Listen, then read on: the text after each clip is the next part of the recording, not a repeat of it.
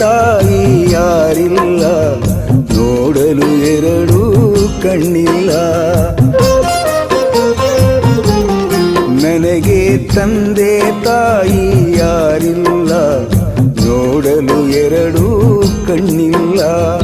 ಆ ವಿಧಿ ನನ್ನ ಹಣೆಯಲಿಂದು ಕುರುಡು ಬರಹವ ಬರೆದು ನನ್ನ ಕುರುಡನಾಗಿ ಮಾಡಿದನಲ್ಲ. ಕುರುಡು ಬರಹವ ಬರೆದು ನನ್ನ ಕುರುಡನಾಗಿ ಮಾಡಿದನಲ್ಲ.